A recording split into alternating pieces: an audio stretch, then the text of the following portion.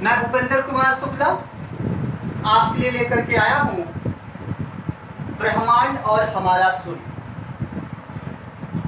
Geography का एक unique और एक्सटेंट चैप्टर है आपका यूनिवर्सल और सन। हालांकि ब्रह्मांड के अंतर्गत ब्रह्मांड को बताते हुए, सन को डिस्क्राइब करते हुए, सोलर सिस्टम को बता करके चीजें पैकअप करनी चाहती हैं। इस चैप्टर पर हम आपको 2 लिंक भेजेंगे। लगभग 90 मिनट की वीडियो आपके पास रहेगी। तो इस पर मैं दो सेक्शन बनाऊंगा। तो पहला सेक्शन होगा यूनिवर्स और हमारा सन, जिसमें आप ब्रह्मांड और सूर्य पढ़िए, और इसका अगला सेशन जरूर पढ़िएगा। इसका जो अगला पार्ट होगा, अगला सेशन होगा, वो होगा सोलर सिस्टम, हमारा सौरमंडल। ठीक है, चलिए ब्रह्मांड और हमारा सूर्य। तो हम अपनी बात करेंगे नेबुलास से। किससे बात शुरुआत करेंगे? निहारिका से। चलिए हम बात करेंगे निहारिका।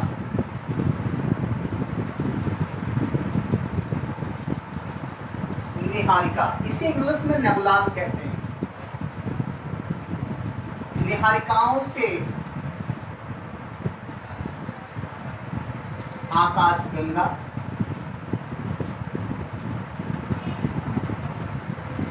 नेबुलास निहारिकाओं से आकाशगंगा, आकाशगंगा से ही आपका आप देख सकते हैं मंदाकिनी, मंदाकिनी एक आकाश गंगा है। ये आकाश गंगा, इसी को मिल्की वे भी क्या कहते हैं? मिल्की वे, या इसी को आप दुग्ध मेखला भी कह सकते हैं। दुग्ध मेखला, इसी मंदाकिनी में ही हमारा सौरमंडल,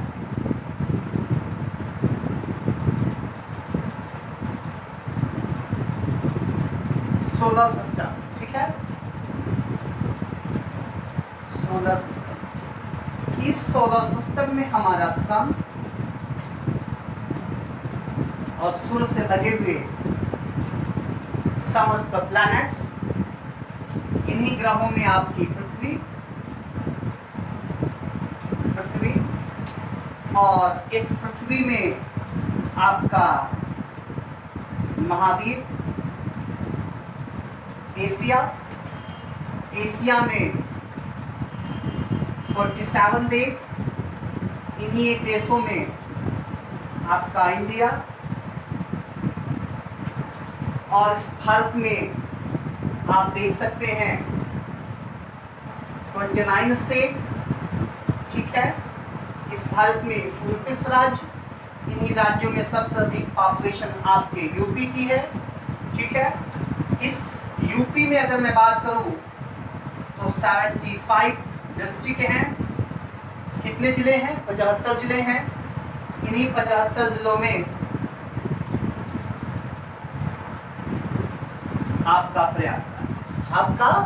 प्रयागराज, जो इलाहाबाद से आज वर्तमान में प्रयागराज के नाम से जाना जाता है। स्क्रीन कंप्लीट आ रही है। इस इलाहाबाद प्रयागराज जहां हम आप हैं, और इतिहास गवाह है, एक बार फिर से हम लोग कहाँ चले जाएंगे? इसी निहारिका नेबुलास में खो जाएंगे। तो थोड़ा एक बार मैं समझाने का प्रयास किया हूँ, एक एंटरटेन की तरह, लेकिन इसको आप कॉन्सेप्ट समझिएगा। तो सबसे पहली बात अगर मैं आपसे करूं तो यूनिवर्स, व्हाट इज यूनिवर्स? ब्रह्मांड है क्या? ठीक है, तो आप नोट कर सकते हैं कि एक शब्द में आप देख सकते हैं, आप थोड़ा ऐसे देखिए, ये ब्रह्मांड, ठीक है, कोई एक ऐसा पार्टिकल था जिसमें ढेर सारे गैलेक्सियां थी। क्या थी? ढेर सारी गैलेक्सियां थी, और इन्हीं गैलेक्सियों में एक गैलेक्सी मंदाकिनी। ऐसे देखिए, जैसे ये ब्रह्मांड है, कहा जाता है कि एक हमारे ब्रह्मांड में 1500 मिलियन आकाशगंगा है। आपके भूगोलवेत्ता कहते हैं कि ब्रह्मांड में 1500 मिलियन क्या है? गैलेक्सियां। कितनी आकाशगंगाएं हैं? 1500 मिलियन आकाशगंगा। इन आकाशगंगाओं में तारे हैं। एक आकाशगंगा में कहा जाता है 100 अरब तारे होते हैं, लगभग अप्रॉक्स। एक आकाशगंगा में 100 अरब तारे होते हैं। ये ब्रह्मांड है। ब्रह्मांड में मंदाकिनी आकाशगंगा, और मंदाकिनी आकाशगंगा में सौरमंडल, सौरमंडल में सूर्य, सूर्य से लगा हुआ हमारी। तो थोड़ा एक बार चीजों को ट्रैक बेस है ना, एक बार तरीके से समझा जाए तो लंबे समय तक दिमाग में बना रहे। तो चलिए मैं ऐसे ही कुछ समझाने का प्रयास करता हूं।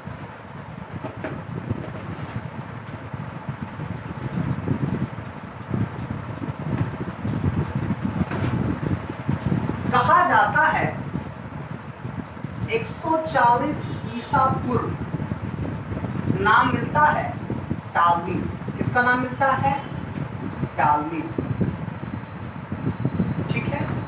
टालमी ने कहा कि हमारे सोलर सिस्टम में अर्थ जो है वो बीच में है। अर्थ क्या है? बीच में है।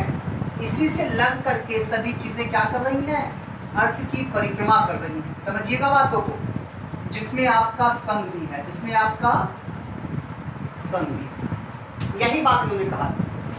140 ईसा पूर्व टालमी ने एक बात रखी और इन्होंने कहा कि अर्थ हमारा बीच में है, जिससे लग करके समस्त सोलर सिस्टम में अर्थ बीच में है, और उससे लगे हुए जितने भी प्लैनेट्स हैं, जितने भी ग्रह हैं, इसकी क्या कर रहे हैं?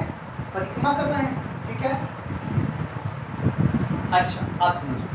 यही बात पढ़ा जाता रहा, लेकिन एक नाम मिलता है,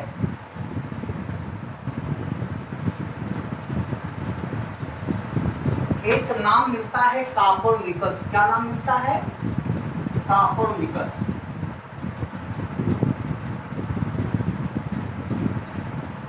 कापोर्निकस ने एक थ्योरी दिया और इसे कहा गया सन थ्योरी। क्या कहा गया? इस सिद्धांत को क्या कहा गया?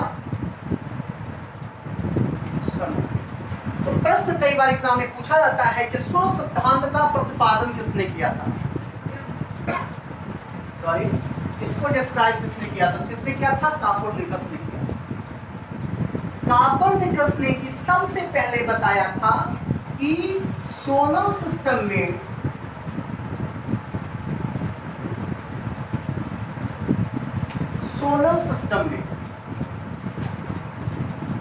जो सन है वो बीच में है, और इससे लगे हुए समस्त प्लैनेट्स, यहां तक कि आपका अर्थ भी, इससे लग करके आपका अर्थ भी क्या कर रहा है? परिक्रमा कर रहा है। बात समझिएगा। इसी से लग करके आपका अर्थ भी परिक्रमा कर रहा है। कापोर्निकस के द्वारा कहा गया यह सिद्धांत ही प्रमाणिक हुआ, और आज भी हम लोग इसी चीज को मानते हैं। टालमी की इन्होंने आलोचना किया। ठीक है, टालमी का आलोचना किया, इन्होंने अपना सिद्धांत दिया, तो सूर्य सिद्धांत का प्रतिपादन दिया, और इसमें क्या बताया कि सोलर सिस्टम के बीच में आपका सन है, और सन से लगा हुआ सभी ग्रह है, जिसमें पृथ्वी भी आपका एक ग्रह है, जहां आप हम हैं। ठीक है, और अर्थ जो है सन का परिक्रमा कर रहा है। तो कॉन्सेप्ट थोड़ा समझिएगा। तो यहाँ ये बातें हुई। अच्छा, अब हम आगे चलें। समझ में आ रही चीजें? यहां तक चीजें दिख रही हैं? अच्छा,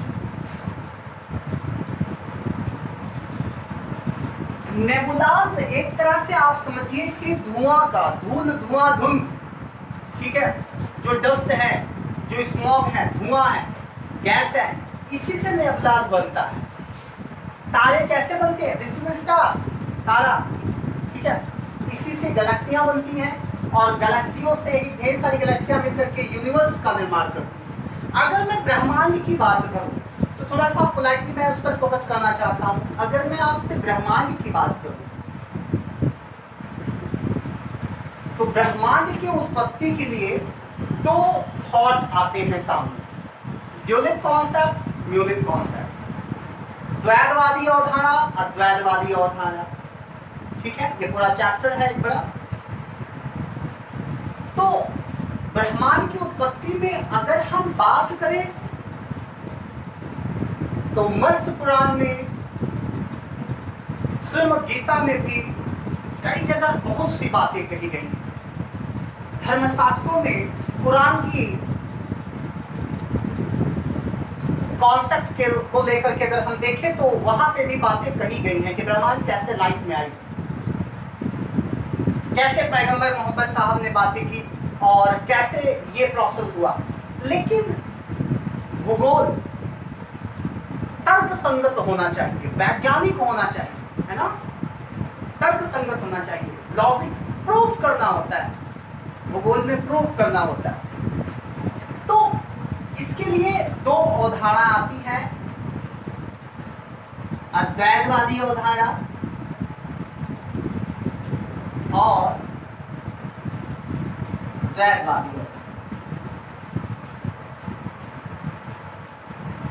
अद्वैतवादी अवधारणा में और द्वैतवादी अवधारणा में सबसे बड़ा अंतर यही है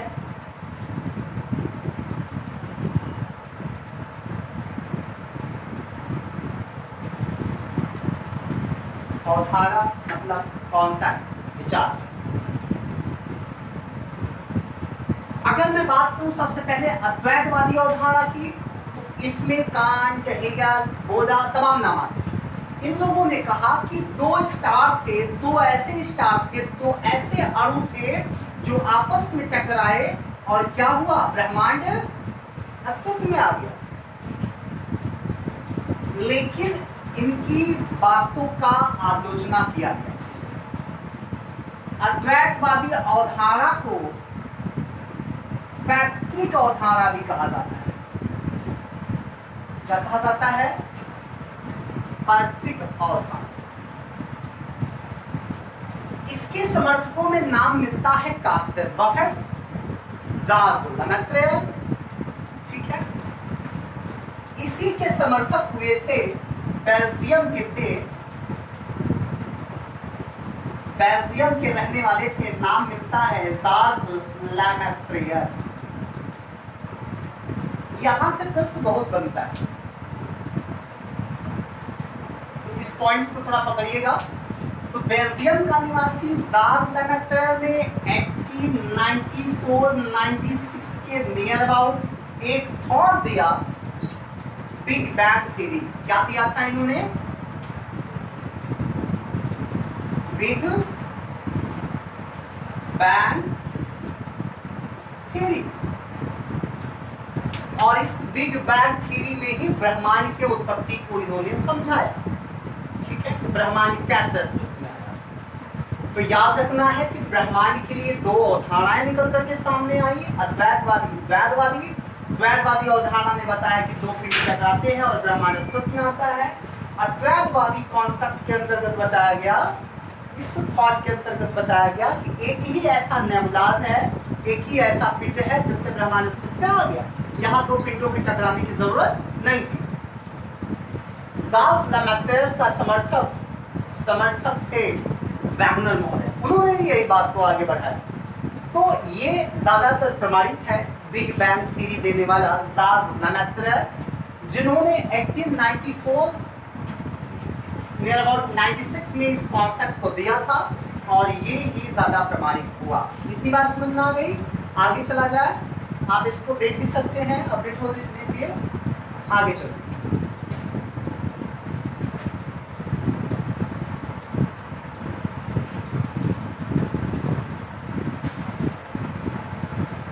देखिए, हमने बताया कि नेबुलाज से गैलेक्सी में गैलेक्सियां बनती हैं। ब्रह्मांड में, ब्रह्मांड का मतलब है कि ब्रह्मांड का निर्माण कैसे हुआ? ढेर सारी आकाश गंगाएं मिलकर के यूनिवर्स का निर्माण करती हैं। ढेर सारी गैलेक्सियां जब आपस में मिलती हैं तो वो निर्माण करती हैं ब्रह्मांड का।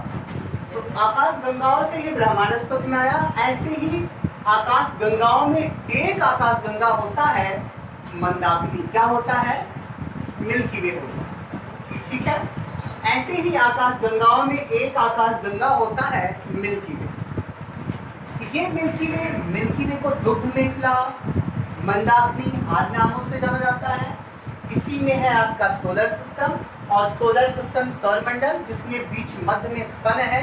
कोपरनिकस ने इसको अप्रूवल किया, प्रमाणित किया, और सूर्य का परिक्रमा कर रहा है आपका अर्थ। ठीक है, अब अर्थ के आगे आप देख सकते हो कि अर्थ में 7 कॉन्टिनेंट, 7 महाद्वीप, एक महाद्वीप एशिया सबसे अधिक है ना विस्तृत और बड़ा, काफी बड़ा फैला हुआ। 47 देश, 47 कंट्रीज में, जिसमें भारत है। भारत में 29 स्टेट, ओके, जिसमें एक आपका यूपी में 75 जिला, जिसमें एक प्रयागराज, दैट्स ऑल। ठीक है, ये आप समझ लीजिएगा। हम इसको हटाएंगे यहाँ। अब आइए देखिए, मुद्दे की बात समझते हैं, कॉन्सेप्ट समझते हैं। इस मंदाकिनी के नजदीक एक आकाश गंगा है जिसे कहा जाता है देवयानी। क्या कहा जाता है? देवयानी आकाश गंगा। आकाश गंगा, इसको ही इंग्लिश में एंड्रोमेडा मिलता है नाम। क्या नाम मिलता है? Andromeda Galaxy. ठीक है, इसी को एंड्रोमेडा आकाश गंगा भी कहते हैं। कहा जाता है कि यह हमारी आकाश गंगा से 20 लाख प्रकाश वर्ष दूर है। प्रकाश वर्ष ध्यान रखिएगा, दिस इज अ यूनिट, ये एक दूरी का मात्रक है, प्रकाश वर्ष। ठीक है, आपके एग्जाम में, आपके यूपीएससी में भी कई बार पूछा गया है।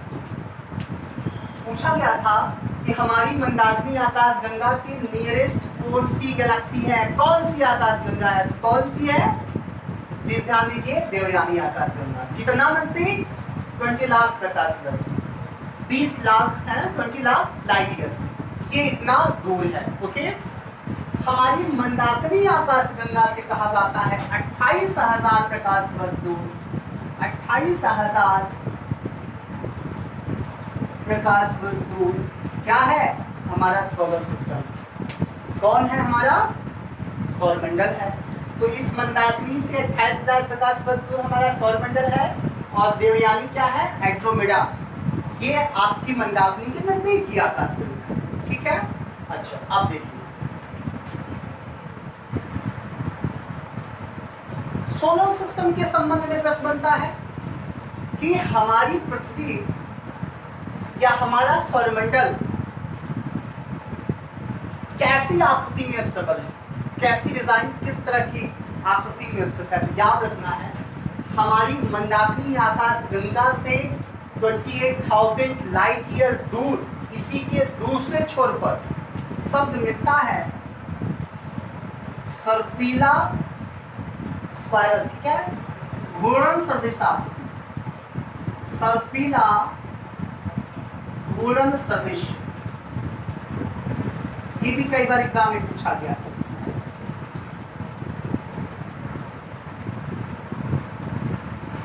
हमारा सौरमंडल कैसी आकृति में स्थित है? सर्पिला घूर्णन सदिश आकृति। आपने देखा होगा कि कुछ ऐसे डिजाइन आपकी गैलेक्सी का मिलता होगा। आपने कभी महाभारत सीरियल देखा? एक बार नोटिस करिएगा, उसमें गैलेक्सी दिखाता है। अच्छा, कुछ ऐसे स्क्वायरल बना हुआ है, तो सर्पिला घूर्णन सदिश आकृति में हमारा सोलर सिस्टम स्थित है, और इसी के बीच में सन है, और सन से लगे हुए बुध, शुक्र, सभी प्लैनेट्स हैं, जिनकी बात हम आगे सोलर सिस्टम में करेंगे अगले सेशन में। यहाँ काफी यूनिक चीजों को समझना है, उसको आगे समझिए। तो इसी के सर्पिले घूर्णन सदिश आकृति में ही हमारा सब प्लैनेट्स, यहाँ तक कि हमारी अपनी पृथ्वी भी स्थित है। आ गया, इसको हटा रहे हैं। आप अपने प्रैक्टिस करते चलिए, ठीक है। हाँ बिल्कुल, कुछ छूटना नहीं चाहिए। आप नोट्स लिखते चलिए।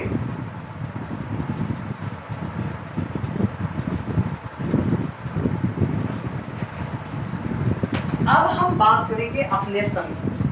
आपको पता होना चाहिए सन कोई प्लैनेट्स नहीं है, सन ग्रह नहीं है, सूर्य एक तारा है। सभी किताबों में आपको ये मिलेगा, एनसीईआरटी पे, गूगल पे, सब किताबों में मिलेगा। और यही सत्य है कि सन इज ए स्टार, सन एक तारा है। सूर्य क्या है? तारा। जितने भी तारे हैं सब में चमक होती है, 99% चमक होती है। तो उनमें चमक का कारण होता है नाभिकीय संलयन होना। क्या वजह होती है? नाभिकीय संलयन का होना। चलिए सूर्य पर बात करते हैं।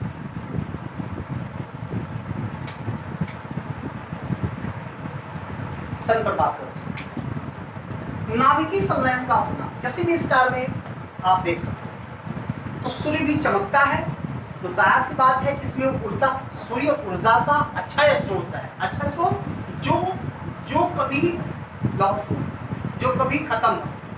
लेकिन एक स्थिति में हमारे भूगोलवेत्ताओं ने बताया कि हमारे सूर्य की जो आयु है वो आयु कितनी है? 5 बिलियन। कितनी है? लगभग 5 बिलियन ईयर। ये सूर्य की आयु एक आंकड़ा लगाया गया। तो सब में थोड़ा समझिए, सूर्य में भी क्या होगा? नाभिकीय संलयन होगा। चलिए, नाभिकीय संलयन में सबसे पहली इंपॉर्टेंट बात क्या है?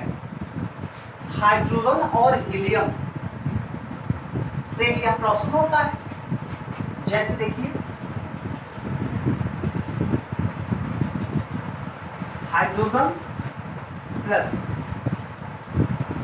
हाइड्रोजन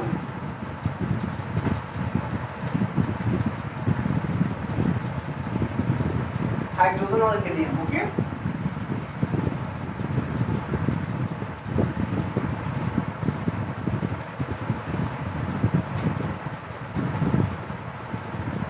हाइड्रोजन और हीलियम, एक हाइड्रोजन और ये देखिए यहाँ हो जाएगा 2 पावर 4 प्लस ऊर्जा क्या होती है? ऊर्जा मुक्त होती है। समझिएगा थोड़ा यहाँ पे, है ना? ये प्रोसेस होता है नाभिकीय संलयन। हाइड्रोजन जब आपस में, है ना, टकराते हैं तो वो हीलियम के रूप में कन्वर्ट होते हैं। तो एक स्थिति में कहा जाता है कि जितने भी हाइड्रोजन है वो एक अवस्था में जाकर के क्या हो जाएंगे? हीलियम हो जाएंगे। और जब हीलियम हो जाएंगे तो वो तारा एक प्रकार से लाल हो जाएगा। क्या हो जाएगा? लाल हो जाएगा। और ये अब बिल्कुल नष्ट होने की कगार पे होगा, विलुप्त होने की कगार पे होगा। और इसी स्थिति को कहते हैं सुपरनोवा स्थिति। क्या कहते हैं? नहीं समझ में आया? फिर से रिवाइज किया जाए इसको। इसी को सुपरनोवा स्थिति कहते हैं। कहा जाता है कि हाइड्रोजन जब आपस में टकराते हैं, दो अणु आपस में जब मिल रहे हैं तो ये हीलियम के रूप में आकर के ऊर्जा मुक्त होता है। ये नाभिकीय संलयन की प्रोसेस है। और इसमें एक अवस्था में क्या होगा? सभी हाइड्रोजन विलुप्त हो जाएंगे, टकरा के खत्म हो जाएंगे और फिर सूर्य में सिर्फ हीलियम बचेगा और वो इसके समाप्त की स्थिति होगी और बिल्कुल लाल होकर के धीरे धीरे नष्ट हो जाएगा। तो ध्यान दीजिएगा, जो तारों में देखा करिए, या तो रेड कलर आपको दिखेगा या तो नीला कलर दिखेगा। नीला कलर का मतलब है कि इसमें टेम्परेचर ज्यादा है, लाल कलर का मतलब है कि इसमें तापमान कम है। यूपीपीसीएस, यूपी अधीनस्थ सेवा चयन बोर्ड यूपी में 2016 में एक प्रश्न पूछा गया था कि किसी भी तारे का तापमान का आकलन कैसे होगा? उसका लाल होना, नीला होना, गुलाबी होना या ननाबदीज। टेम्परेचर ज्यादा होगा तो नीला होगा। 98% बच्चों ने लाल टिक मारा था, जो बिल्कुल गलत है। लाल का मतलब है अब वो समाप्ति की स्थिति पर है। ओके, बात समझ में आ रही है कि नहीं? चलिए अब हम कुछ बातें और यहाँ कर लेते हैं। जैसे सूर्य में हाइड्रोजन और हीलियम होता है, तो हाइड्रोजन होता है 71%। कितना? 70%। हीलियम 26.5%। ओके, हाइड्रोजन हो गया, हीलियम हो गया। अदर्स गैस, अन्य गैस कितनी हो जाएगी? 2.5%। थोड़ा समझिएगा, आपने देखा कि हमारे इस अर्थ पर वाटर कितना है? 71%, 71 पॉइंट समथिंग। तो इसी तरह आप इसको याद करेंगे। जब दो चीजों को हम ध्यान में रख करके लॉजिक से याद करेंगे तो लंबे समय तक हमें याद रहेगा। तो 71% क्या है? आपका हाइड्रोजन है। पृथ्वी पर जल कितना है? 71%। ठीक है, उसी प्रकार हाइड्रोजन भी याद रखिए 71% है, और हीलियम कितना है? 26% है। अदर गैस कितनी है?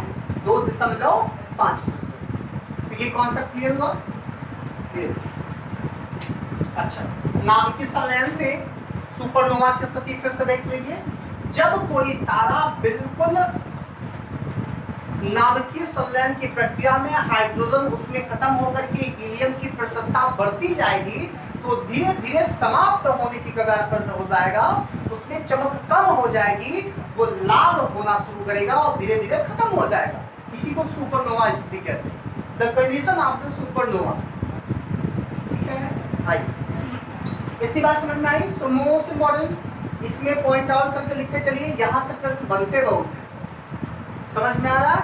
मैं जितनी चीज देखिए, मैं जल्दी जल्दी ढेर सारी बातों को बोलता भी रहूं और लिखता भी रहूं, ये थोड़ा मुश्किल हो रहा है, लेकिन मैं प्रयास कर रहा हूं, चीज़ों को ज़्यादा ज़्यादा लिख भी रहा हूं।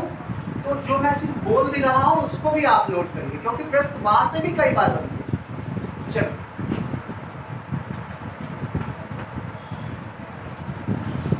आप देखिए,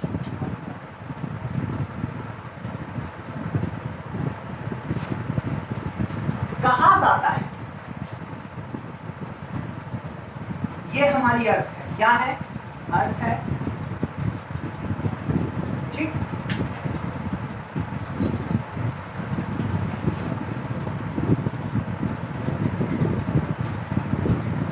आपको पता होना चाहिए हमारा सूर्य जो है पृथ्वी से 15.2 करोड़ किलोमीटर दूर है। कहीं कहीं लगभग 15 किलोमीटर मिलता है, ठीक है, या लगभग 14.98 करोड़ किलोमीटर, ये भी आपको मिल जाता है। ठीक, हमारी पृथ्वी से इतना दूर। सूर्य का प्रकाश हमारी अर्थ पे आने में ये बेटा 8.16 सेकेंड का समय लेता है। कितना? 16 सेकेंड। कहीं कहीं आपको 8.20 भी मिल जाता है। ध्यान दीजिएगा, आपका ऑप्शन अगर ये होगा तो ठीक आपको यही लगाना है। अगर ये भी रहता है, ठीक है, और ये रहता है तो ठीक यहाँ लगेगा। ये नहीं रहेगा तो आप इसमें टिक लगा सकते हैं। नियरेस्ट ही देखा जाता है ऑप्शन में, ये काफी विवादित भी रहा है जगह जगह। तो 8.16 सेकेंड आपका गूगल भी बताता है, तमाम पेपरों में भी माना गया। तो सेकेंड में आप 8.16 सेकेंड यही मानेंगे सन की लाइट अर्थ में आने में, पहुंचने में। ठीक है, तो कहा जाता है कि सूर्य का प्रकाश जब पृथ्वी पर आता है तो ये 3 प्रकार से यूटिलाइज होता है। कितने प्रकार से? 3 प्रकार से। 65%, 20%, 25%। कितना हुआ? कितना हुआ ये? 65%, 25%, 90 हुआ? बोल तो सकते हैं तो 65% बिल्कुल बोल सकते हैं। 65% ये है, 25% ये है, तो बचा कितना? जोर से बोलिए। 10%। 10%। ठीक है, अब देखिए, कहा जाता है कि सूर्य का प्रकाश जब अर्थ पर आता है तो उसकी 10% ऊर्जा प्रकाश संश्लेषण में खर्च हो जाती है। नाम सुना सुना लग रहा है, नहीं समझ में आ रहा है? फोटोसिंथेसिस, फोटोसिंथेसिस प्रकाश संश्लेषण। पौधे सूर्य के प्रकाश में अपना भोजन बनाते हैं। सॉरी, मैंने इसको ऐसे यहाँ नहीं लिखना। प्रकाश संश्लेषण जो है वो बड़े पैमाने पर होता है, ठीक है, वो 65% होगा। मैं ये चेंज कर दे रहा हूँ 65%, सॉरी, इस बात को ध्यान दीजिएगा। 65% जो है वो प्रकाश संश्लेषण में खर्च होगा, 25% मानव व जीव जंतुओं के द्वारा, और 10% जो है वो खत्म होगा भैया रासायनिक अभिक्रियाओं में। कुछ समझ में आ रहा है कि नहीं? फिर से देखिए, ये मैं कह रहा हूं कि सूर्य का प्रकाश पृथ्वी पर आने में जो इसकी उष्मा या ऊर्जा आ रही है, ये जो टेम्परेचर, ये जो ताप आ रहा है 8.16 सेकेंड में पृथ्वी तक पहुंच रहा है, लेकिन ये किस प्रकार से डिस्ट्रीब्यूट होता है, ये उष्मा कैसे वितरित होती है? तो 10% रासायनिक अभिक्रियाओं में, केमिकल रिएक्शन में खत्म हो जाती है, 25% ह्यूमन बॉडीज और एनिमल्स के द्वारा, 65% फोटोसिंथेसिस में। इसको लिखिए, ये परसेंटेज कई बार पूछा गया, प्लीज इसको नोट करिए। मैंने कहा कि सन के लाइट पृथ्वी पे आने पर 10% लगभग रासायनिक अभिक्रियाओं में खर्च हो रही है, 25% ह्यूमन और एनिमल्स में यूटिलाइज हो रही है, और 65% लाइट कहाँ खर्च हो रही है? 65% जो है प्रकाश संश्लेषण में खर्च हो रही है। तो ये चीज, ये आंकड़ा आपको पता होना चाहिए, ये आंकड़े आपको पता होना चाहिए। हम इसको हटा रहे हैं, आप इसको अपडेट करिए, इसको हम हटा रहे हैं। चलिए ठीक है, इसको क्लियर करो, फिर हम आगे इसको आगे अपडेट करते हैं।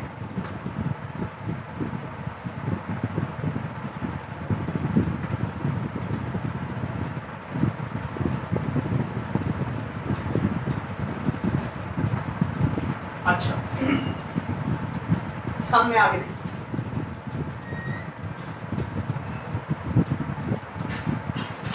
याद रखिएगा, आपको याद रखना है क्या?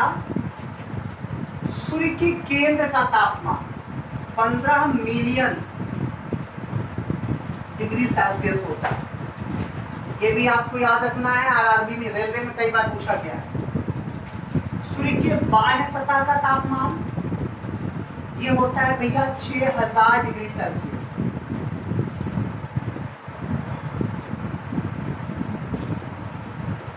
केंद्र का तापमान,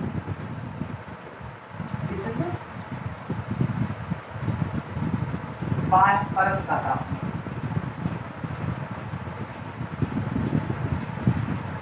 सन में कहीं कहीं ब्लैक स्पॉट होते हैं। क्या होता है? कहीं कहीं काले धब्बे होते हैं। तो इनका तापमान जो है, याद रखना है, इनका तापमान 1500 डिग्री सेल्सियस होता है। तो ये आंकड़े आप जरूर याद रखिए, यहाँ से प्रश्न कई बार बनेगा, इसको नोट करिए। सूर्य के केंद्र का तापमान 15 डिग्री सेल्सियस, सूर्य के बाह्य परत का तापमान 6000 डिग्री सेल्सियस, सूर्य के वो स्पॉट, इसे ब्लैक स्पॉट कहते हैं, काले धब्बे भी कहते हैं, है ना, या आप इसको सौर कलंक भी कह सकते हैं, ठीक है। इनका टेम्परेचर कितना होता है? 1500 degree Celsius, 1500 degree Celsius. Okay, आप देखिए आगे।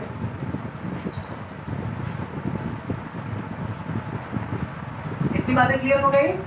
इसको हटाएं, आप स्क्रीन शॉट भी ले सकते हैं, आप इसको देखिए। स्क्रीन पूरी दिख रही है? अच्छा, हटा रहे हैं इसको।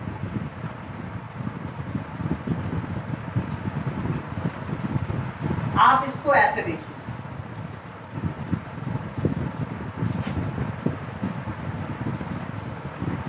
कहा जाता है हियर,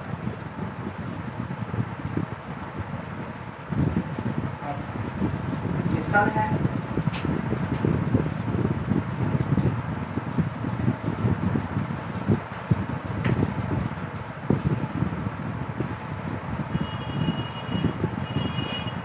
सन भी ऐसे घूमेगा, अर्थ ऐसे घूमेगी, और अर्थ का सैटेलाइट मैं आपको सोलर सिस्टम पढ़ाऊंगा मून अर्थ के चारों तरफ घूमेगा। तो इसमें ध्यान रखिएगा आप, जो यूनिक बात है वो ये मैं कहना चाह रहा हूँ कि सूर्य जो है 220 किलोमीटर प्रति सेकेंड की वेग से वेस्ट टू ईस्ट पश्चिम से पूरब कहाँ घूमेगा? अपनी गैलेक्सी के चारों तरफ घूमता है। पृथ्वी 30 किलोमीटर प्रति सेकेंड की वेग से सन के चारों तरफ घूमती है। इसमें दो प्रश्न बन के आते हैं सामने। एक होता है ब्रह्मांडवश,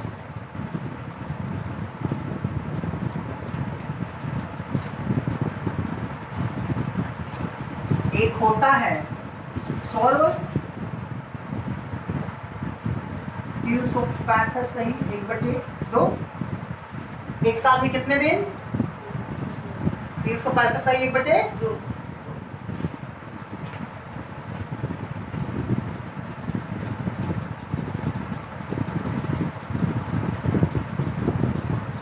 अच्छा,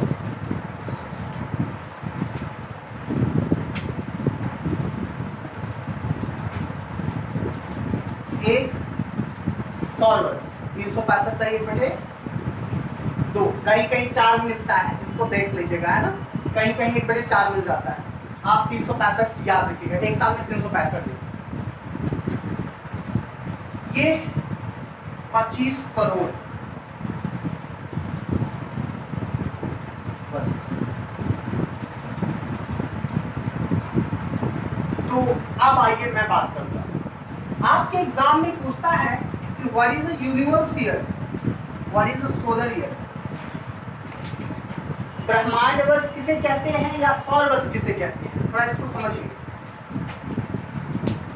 पृथ्वी द्वारा 30 किलोमीटर प्रति सेकेंड की वेग से 365 दिनों में जब एक चक्कर पूरा हो जाता है, जनवरी शुरुआत हुई 1 दिसंबर के बाद, फिर अगला दिसंबर आया, फिर जनवरी आ गई, मतलब एक कंप्लीट हो गया चक्कर। पृथ्वी यहाँ से चली थी, फिर से यहाँ आ गई।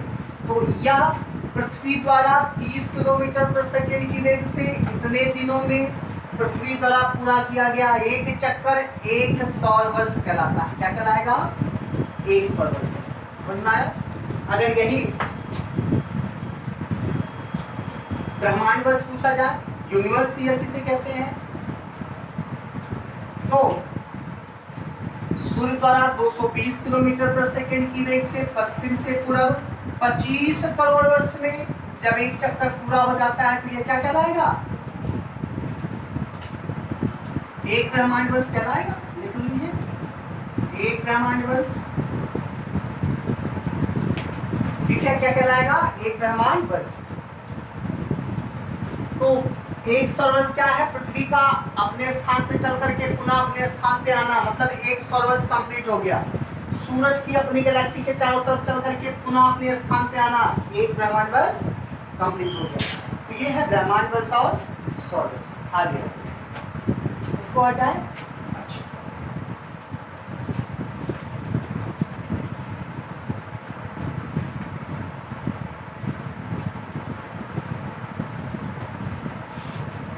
आगे देखिए,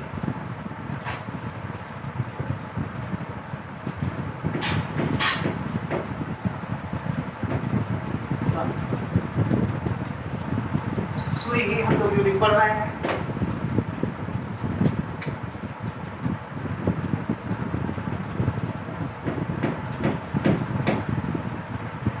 अर्थ, मून और सन। ठीक है, कहा जाता है कि पृथ्वी से लगा हुआ चंद्रमा है और पृथ्वी लगी है सूर्य से। पृथ्वी इसकी परिक्रमा करती है और ये परिक्रमा करती है पृथ्वी का। मैं आपको सूर्यग्रहण चंद्रग्रहण बताऊंगा इस चीज को, लेकिन थोड़ा कॉन्सेप्ट समझिएगा। ये अगर ऐसे घूम रहा है, ये ऐसे घूम रहा है, यही कॉन्सेप्ट तो होता है। लेकिन जब ये स्थिति बनती है तो ये क्या कहलाएगा? सूर्य ग्रहण कहलाएगा।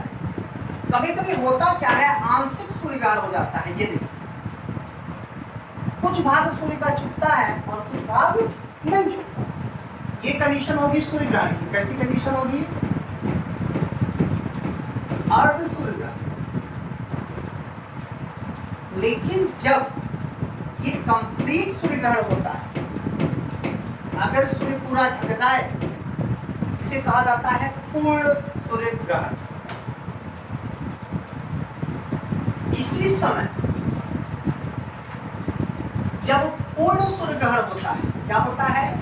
जब पूर्ण सूर्य ग्रहण होता है तो कहा जाता है इस समय इसके चारों ओर एक रिंग नुमा आकृति बनती है। चमकता हुआ रोशनी निकल रही है, एकाएक ढक गया तो इसके चारों तरफ एक रिंग नुमा आकृति बनती है ना। इसको हिंदी में तो हरित वलय और इंग्लिश में इसी को डायमंड रिंग कहते हैं। क्या कहते हैं? डायमंड रिंग कहते हैं। नहीं समझ में आया? आपके यूपीपी में पूछा, यूपीएससी में पूछा गया प्रश्न, सिविल में भी काफी यूनिक प्रश्न है ये कि डायमंड रिंग की घटना कब होती है। हरित वलय से आप क्या समझते हैं? कॉन्सेप्ट बहुत इंपॉर्टेंट है। तो हरित वलय क्या है या डायमंड रिंग क्या है? जब पूर्ण सूर्य ग्रहण होगा, जब पूर्ण सूर्य ग्रहण होगा तो सूर्य के चारों तरफ जो रिंग नुमा आकृति बनती है, इसी को है ना हरित वलय या डायमंड रिंग से संबोधित करते हैं। ठीक। अच्छा, पूर्ण सूर्य ग्रहण के समय ही घटना होती है सन कोरोना। क्या होती है? सन कोरोना। इसको हिंदी में सूर्य किरीट कहते हैं। क्या कहते हैं? सूर्य किरीट। ये भी कई बार एसएससी में पूछा गया प्रश्न। सूर्य किरीट की घटना कब होती है? जब पूर्ण सूर्य ग्रहण होगा। पूछा जाता है सूर्य किरीट की घटना कब होती है? डायमंड रिंग से आप क्या समझते हैं? तो जब पूर्ण सूर्य ग्रहण होगा उस समय सूर्य किरीट की घटना होती है। इसे सन कोरोना भी कहते हैं, इसे सन कोरोना भी कहते हैं। और ये क्या है? सूर्य किरीट। इस बात को आप क्लियर कर लीजिए, सूर्य किरीट या सन कोरोना। अब हम आगे चलेंगे। ये समझ में आया? सूर्य किरीट जब पूर्ण सूर्य ग्रहण होता है तो उस समय घटित होने वाली घटनाएं सूर्य किरीट कहलाती हैं, सन कोरोना कहलाती हैं। सूर्य के चारों तरफ दिखने वाले है ना ब्लैक रिंग जो बनती है, काले छल्ले बनते हैं, वो हरित वलय या डायमंड रिंग कहलाता है। चलो अब हम कुछ यूनिक मैप से चीजों को देखने का प्रयास करें। आइए।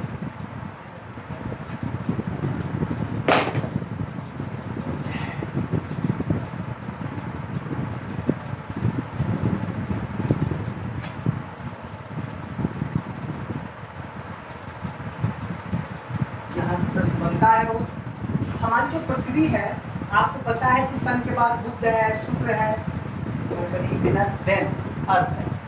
तो कई बीच में ग्रह हैं, कई बीच में प्लैनेट्स हैं। पृथ्वी दूर है तो पृथ्वी क्या करेगी? अगर सन है और ठीक यहीं पर पृथ्वी रही होती तो जाहिर सी बात है ऐसे घूमती, लेकिन पृथ्वी यहाँ नहीं है, पृथ्वी यहाँ है, दूर है। तो पृथ्वी कैसे घूमती है? दीर्घवृत्ताकार, हिंदी में शब्द मिलता है। हमारी पृथ्वी सूर्य के चारों तरफ ऐसे घूमती है। हमारी पृथ्वी सूर्य के चारों तरफ दीर्घवृत्ताकार में भी आप ऐसे भी देख सकते हैं, ये ऐसे कुछ घूमती है। ठीक है, समझ में आ रहा है?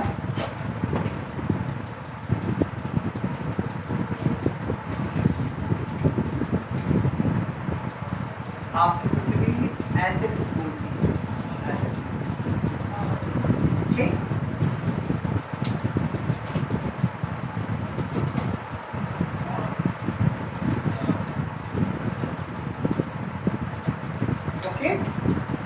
पृथ्वी किसी कंडीशन में यहां भी होगी, पृथ्वी यहां भी होगी, यहां भी होगी। That's all। तो ये देखिए पृथ्वी दूर है और यहाँ पृथ्वी क्या है? नजदीक है, अर्थ है ये। और ये पृथ्वी की औसत एवरेज डिस्टेंस होता है। ये क्या होती है? औसतन दूरी होती है। ये अधिकतम दूरी होती है, और ये क्या होती है, न्यूनतम दूरी। इतनी बात समझ में आई?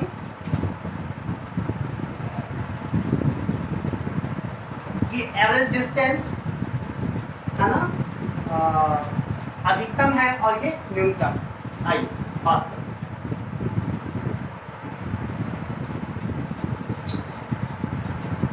एक शब्द मिलता है एफिलियन, और एक शब्द मिलता है पेरिहिलियन। अपसौर और उपसौर, ये बहुत ही इंपॉर्टेंस है, कई बार एग्जाम में पूछा गया, तो प्लीज ध्यान दीजिएगा। औसतन दूरी होती है 14.98 करोड़ किलोमीटर। ध्यान दीजिएगा, ये होती है 15.2 करोड़ किलोमीटर, ये होती है 14.7 करोड़ किलोमीटर। तो समझ में आया? जब पृथ्वी सूर्य से औसतन दूरी पर होती है तो वो दूरी मापी जाती है 14.98 करोड़ किलोमीटर, एवरेज डिस्टेंस। अधिकतम दूरी जब होती है तो ये डिस्टेंस है, और न्यूनतम पर कितनी है, ये 14.7।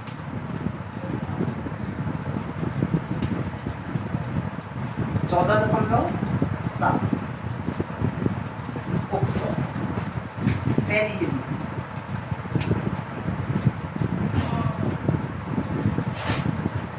मैंने लिखा है उपसौर।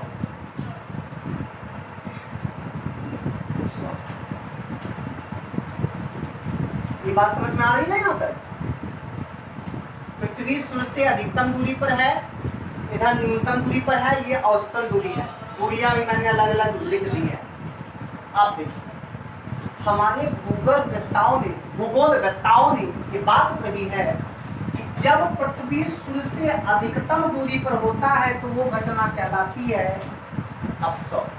वो घटना क्या कहलाती है? अपसौर, एफिलियन। और जब पृथ्वी सूर्य के नजदीक होती है तो वो क्या कहलाती है? न्यूनतम स्थिति पे उपसौर कहलाती है। तो ये हम लोग बहुत ही कंफ्यूज रहते हैं कि अधिकतम में अपसौर है कि न्यूनतम में अपसौर है कि उपसौर है, और ये हर साल एग्जाम में पूछ ही लेता है कि सूर्य पृथ्वी के निकटतम स्थिति कहलाती है अपसौर, उपसौर, सुमेर ज्योति, कुमेर ज्योति, और हम बहुत कंफ्यूज हुए रहते हैं। कंफ्यूज नहीं होना। देखिए, कह रहा है ये कि जब सूर्य पृथ्वी के अधिकतम दूरी हो और जब सूर्य पृथ्वी के न्यूनतम दूरी, अ से अधिकतम, अ से अपसौर, अ इक्वल टू अपसौर, अ से अधिकतम मतलब अपसौर। तो हमें ये बात याद करके रखना है कि जब अधिकतम दूरी होगा अधिकतम, अ से अधिकतम, अ से अपसौर। जब अपसौर में अधिकतम हो गया तो न्यूनतम कब होगा? है द्वय स्थिति, अपसौर उपसौर, अ से अधिकतम, अ से अपसौर। तो अ से अधिकतम जब ये हो गया तो न्यूनतम क्या होगा? ये हो जाएगा। नहीं समझ में आया? चलिए, ट्रिकी बेस देखिए, जहां कंफ्यूजन होने की स्थिति हो वहां तुरंत ट्रिक फॉलो करिए। कंफ्यूजन की वजह से हम आती हुई चीजों को बना नहीं पाते एग्जाम के समय। ओके, देखिए हमारा अपसौर उपसौर क्लियर हो गया। अब देखिए उपसौर, आपको नहीं लगता ये 3 की तरह लिखा हुआ है? उपसौर, उप 3 यहां लिख देना है और यहां क्या लिखना है? 4। 3 सब जनवरी, ये JULY 4 सब। 3 उपसौर में उप का 3 तरह दिख रहा ना, पी की तरह, 3 जनवरी, और इसको क्या लिख दिया? 4। आपकी डिफिनीशन कंप्लीट हो गई, आपकी परिभाषा कंप्लीट हो गई। कैसे? देखिए कि पृथ्वी द्वारा सूर्य का परिक्रमण करते हुए जब पृथ्वी सूर्य से अधिकतम दूरी पर होता है तो वह अपसौर कहलाता है। यह घटना भूगोलवेत्ताओं के अनुसार 4 जुलाई को होता है। ये घटना कब होगा? 4 जुलाई को होता है। जबकि पृथ्वी द्वारा सूर्य का परिक्रमण करते हुए जब पृथ्वी सूर्य के न्यूनतम नजदीक होती है, निकटस्थ होती है, न्यूनतम होती है, उस समय की घटना उपसौर कहलाती है और ये घटना होती है 3 जनवरी। नहीं समझ में आया? तो ट्रिकी रेस देखिएगा, उपसौर का ऊ 3 जैसा लिख रहा है, 3 मैंने लिखा, 3 शब्द JAN और इधर 4 शब्द JULY जुली। तो 3 जनवरी को उपसौर की घटना होती है, इसी को ज़्यादा फोकस करना है। 3 जनवरी को उपसौर हो रहा है और 4 जुलाई को अपसौर। उपसौर क्लियर हुआ? नहीं हुआ? पेपर में आएगा छोड़ के आएंगे, जोर से बोलिए नहीं। शाबाश। तो इसको क्लियर रखिएगा। अब हम आगे चल रहे हैं, ये सब आएगा जरूर, प्रैक्टिस करके रखिएगा। एक रफ कॉपी लेके बैठिए, है ना, रफ कॉपी लेके बैठिए। आपको कभी कभी रफ की भी जरूरत पड़ेगी, क्योंकि नोट में हम चीज़ों को पूरा नहीं लिख पाते हैं। ठीक है, कभी कभी लगता है कि रफ में हम उसमें कुछ चीज़ें लिखे थे वो अब नोट्स में नहीं लिख पा रहे, तो रफ कॉपी लेके बैठिए। तो ये हो गया आप सौर। अब देखिए, ये आपकी पृथ्वी है। क्या है? पृथ्वी है। तो मैंने ग्लोब में आपको पिछली क्लास में बताया था कि यहाँ नॉर्थ पोल है, यहाँ क्या है? नॉर्थ पोल है, और यहाँ क्या है? साउथ पोल है।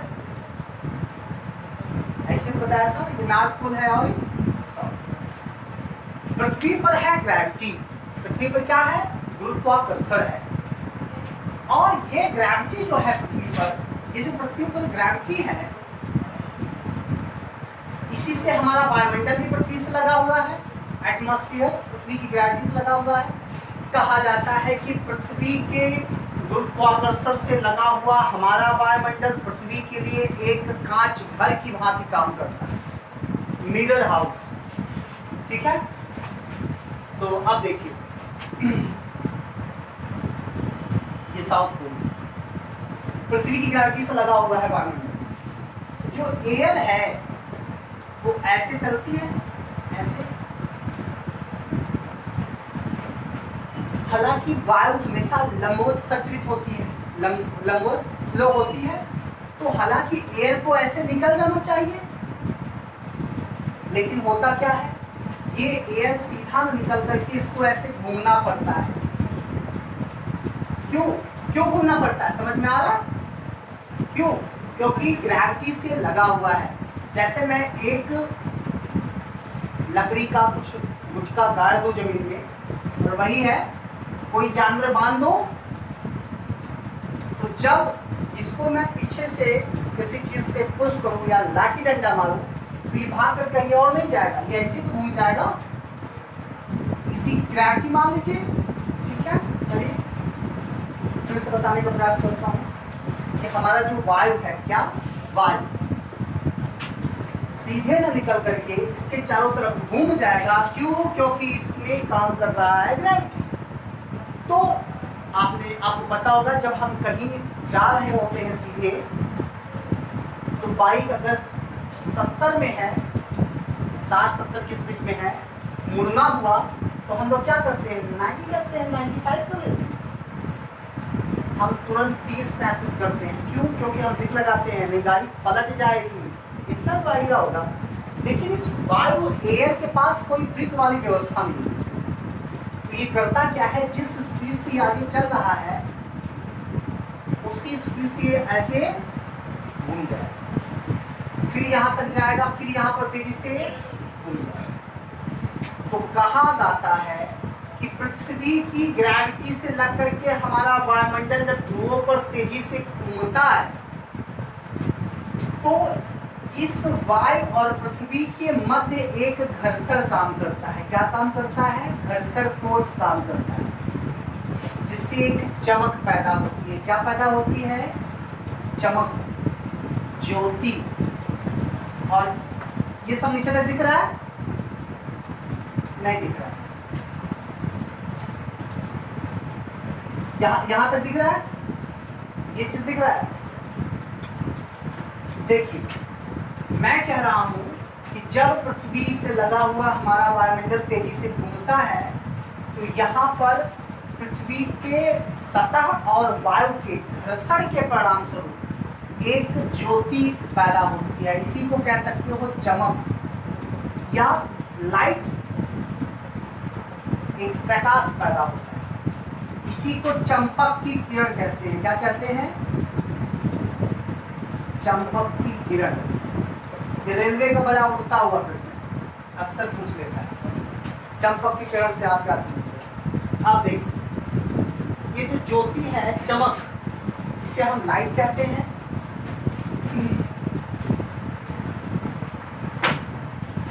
तो ये कहाँ कहाँ ये चमक दिखेगी? जाहिर सी बात है कि जब हमारी पृथ्वी पर लगा हुआ ग्रेविटी से हमारा वायुमंडल घूमेगा तभी तेजी से घर्षण होगा, फिर यहाँ से फ्री हो गया, फिर यहाँ घूमा, तो एक बार चमक नॉर्थ पोल पर होगी और एक बार चमक साउथ पोल। तो कहा जाता है कि इंग्लिश में इसी को कहते हैं अरोरा। क्या कहते हैं? अरोरा। अरोरा मतलब होता है चमक या लाइट या ज्योति, अरोरा। ठीक है। तो जब ये चमक नॉर्थ पोल पर होती है तो इसे हम हिंदी में कहते हैं सुमेर ज्योति। This is north pole light. और जब यही चमक दक्षिणी ध्रुव पर होती है तो इसे कहते हैं कुमेर ज्योति, साउथ पोल लाइट। नहीं समझ में आया? पृथ्वी की ग्रेविटी से लगा हुआ हमारा वायुमंडल जब तेजी से इसके ध्रुवों से आगे बढ़ता है तो पृथ्वी की सतह और वायुमंडल के मध्य घर्षण के परिणाम स्वरूप एक चमक पैदा होती है, एक ज्योति पैदा होती है।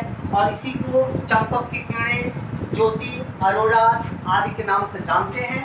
जब ये चमक नॉर्थ पोल पर होगी तो सुमेर ज्योति, और जब साउथ पोल पर होती है तो ये कुमेर ज्योति कहलाता है। इसे ही इंग्लिश में अरोरा बोरियालिस, ठीक है, और इसको अरोरा ऑस्ट्रियालिस कहते हैं। इसी को अरोरा बोरियालिस और अरोरा ऑस्ट्रियालिस कहते हैं। मतलब सुमेर ज्योति और नीचे क्या हो जाएगा? कुमेर ज्योति। ठीक है। ये सुमेर ज्योति हो गया, ये क्या हो गया? कुमेर ज्योति। कई बार होता क्या है कि एग्जाम में हम लोग कंफ्यूज हो जाते हैं कि नॉर्थ पोल वाले को कुमेर कहते हैं, साउथ पोल वाले को कहते हैं, कौन सुमेर है कौन कुमेर है, कौन अरोरा बोरियालिस है कौन अरोरा ऑस्ट्रियालिस है। तो ध्यान रखिएगा, ग्लोब में बीचों बीच होता है इक्वेटर। कौन होता है? विषुवत रेखा होती है। हमेशा विषुवत रेखा के नीचे देखिएगा ग्लोब में आपको मिलेगा ऑस्ट्रेलिया। आपको ऑस्ट्रेलिया कहाँ मिलेगा? विषुवत रेखा के नीचे दक्षिणी गोलार्ध में। ओके, तो ऑस्ट्रेलिया नीचे है, इसका मतलब है साउथ पोल पर क्या होगा? अरोरा ऑस्ट्रियालिस। अरोरा ऑस्ट्रियालिस, साउथ पोल पे अरोरा ऑस्ट्रियालिस मतलब कुमेर ज्योति, और उत्तरी गोलार्ध में अरोरा बोरियालिस मतलब सुमेर ज्योति। हमें उम्मीद है कि ये वीडियो आपको बहुत ही यूनिक लगा होगा, एक एक बातें समझ में आई होंगी। तो आप ब्रह्मांड और सन पर ऐसे ही प्रैक्टिस करते रहिए और हम आपको अगला इसी का पार्ट जो है सेक्शन अगला लेकर के हम आते हैं। सोलर सिस्टम आपके बीच में, ठीक है, हमारा सौरमंडल, वो भी ऐसे ही यूनिक और एक्सेलेंट होगा। हम मैप से, मैप बेस्ड तरीकों से आपको समझाएंगे और इसको आप सही से प्रैक्टिस करिएगा। ओके, चलिए आज के लिए गुड डे, सदा खैर, धन्यवाद, शुभ रात्रि।